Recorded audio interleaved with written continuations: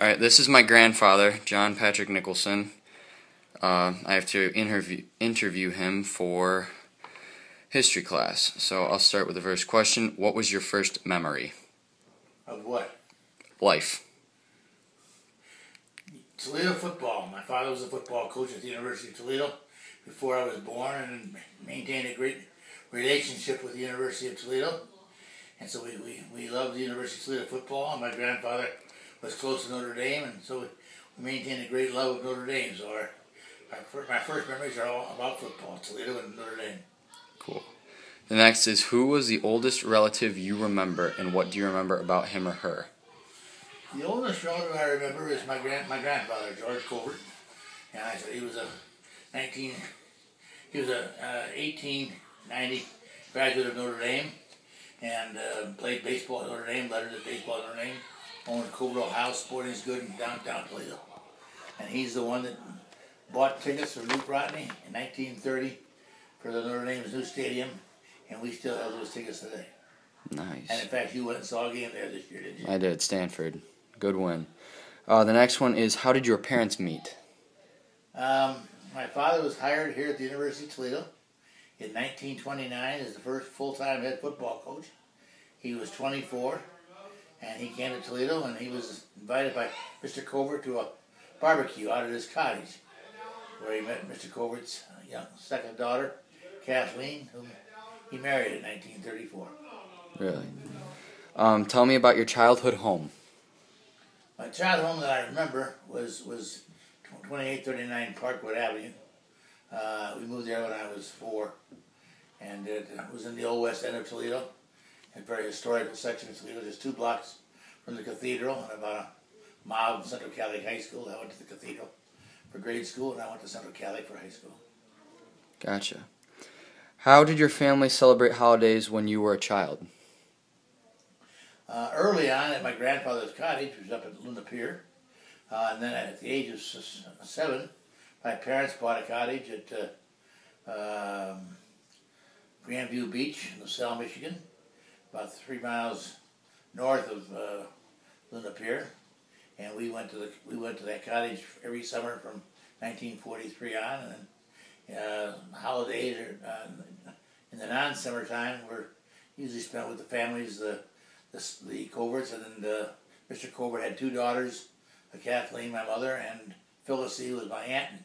She had 3 sons, twins, Bill and Bob Sir, and a younger son, Dick. And Dick and I were extremely close and spent a lot of time together.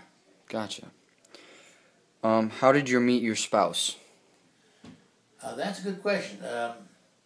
I was in the Navy. I was in the NROTC program, which was actually full-time duty while I was in college at Villanova. It was a full scholarship program, and I was away every summer while I was in college on a summer cruise, and I came home from summer cruise at the end of my junior year, and my younger brother was dating a girl named Caroline Thompson, and he knew that she had an older sister who had just moved to Toledo from Cleveland and was just meeting people, so he introduced me to Caroline's older sister Sheila in the summer of 1957, and we started dating then.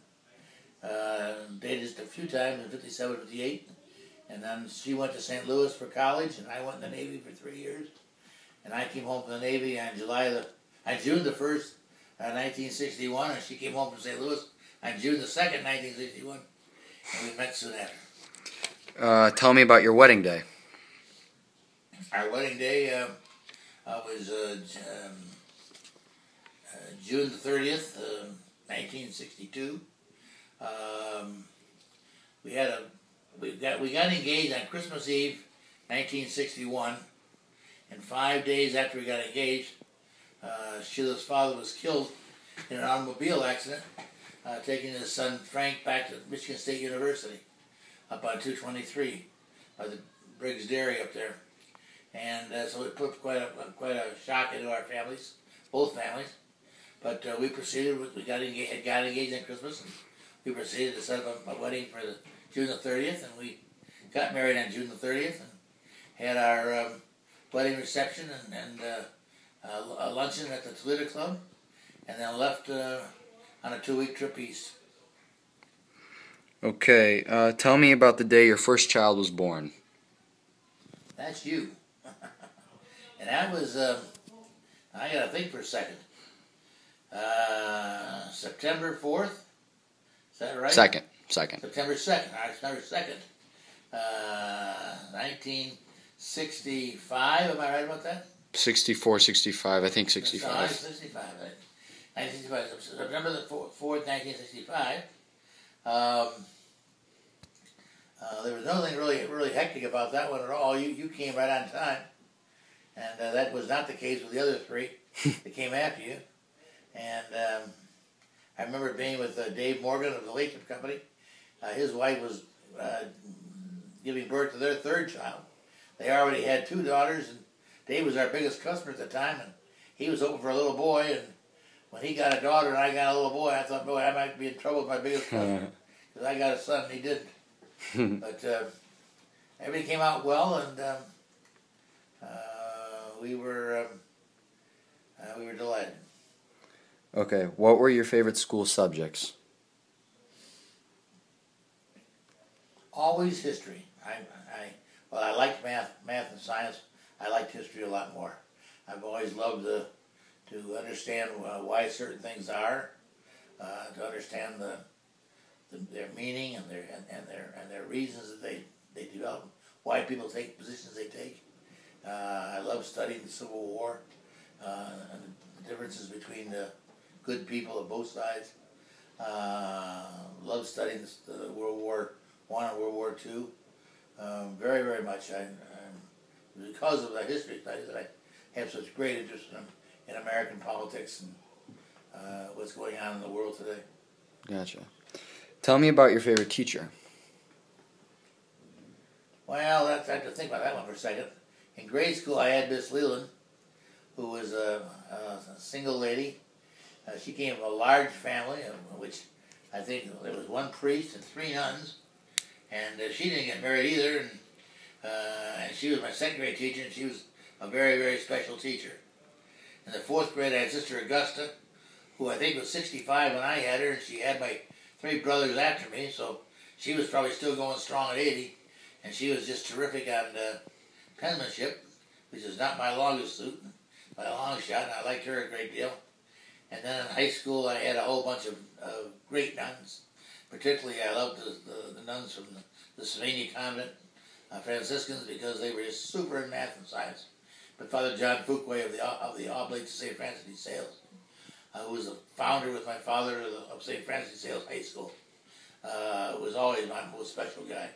He was the one that married us. Okay, tell me about some of your friends. Oh, well, my best man at my wedding was Bill Canelli. Bill and I started competing with the same girl in the 6th grade, and neither one of us got her. We got married right out of high school while we were out going to college. And we competed all through grade school in football, softball, and basketball. And we played together in football and basketball at Central. And Bill went down to Ohio State, and I went out to Villanova. And when I came home, Bill was in the insurance business, and he got involved in helping us insure the Nicholson concrete fleet, and we just remained terrific friends. And Tommy Springer was a kid that I grew up with at the cottage, and we went through high school together. Then we went to Villanova together, and we came home and spent a lot of time together. Those were my 2 closest friends. Okay. Describe your first job. Well, my first job, I guess you'd have to say, was in the Navy. I did some part-time work when I was a student, but it was just helping out and getting help paid for doing cleaning up and shoveling and things like that. My first real job was as a supply officer in the United States Navy. When I graduated from college, Villanova, I elected to go to the Supply Corps. So I went down for 6 months at Athens, Georgia, Navy Supply Corps School, and took their special course for 6 months.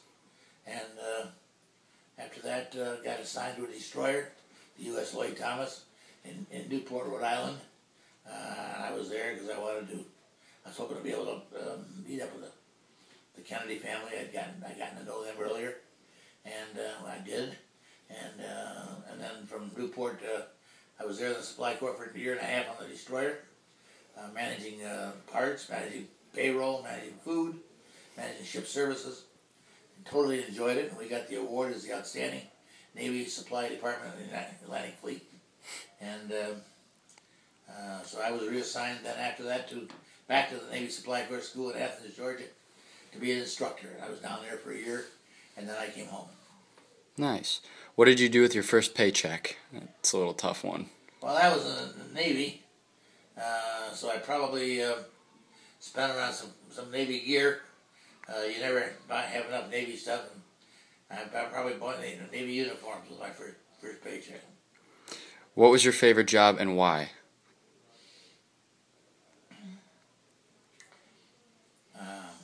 I came home in 1961 to be involved with Nicholson Concrete, which is a family, ready-mix concrete family, and I enjoyed that very much.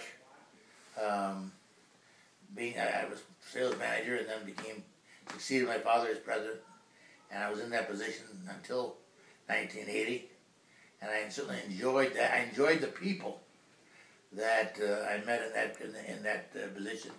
The contractor friends became the best friends of my life. People like Gid Speaker, Dave Morgan, and Jack Norman were just the best friends a guy could have. So from that standpoint, I liked that job better than any. But in 1980, I got very much interested, actually earlier than that, 1975, I got very much interested in the use of waste materials. And it was a scientific job with a lot of science involved. We're getting into pasteurization of microorganisms using waste materials to achieve the pasteurization at low cost, low capital. And I followed up with that and started a company called Enviro International. We took it public in 1993 for a $76 million market cap, which is the largest IPO of a startup company in the history of Toledo. Wow. The company is still going. I left in 2002 because of disagreements with the stockholders. We were attacked from the outside, like a company like Bain Capital, which you've heard so much about here in the last 6 months. Private equity firms, we had the same problem with a Cud's called Strategic Asset Management out of Providence, Rhode Island, that attacked us. And I went to the FBI and tried to get a full-scale investigation. But I ran into some political problems with the local prosecutor who didn't want to take out the mafia. And but the issue is still being evaluated by both the FBI and the SEC.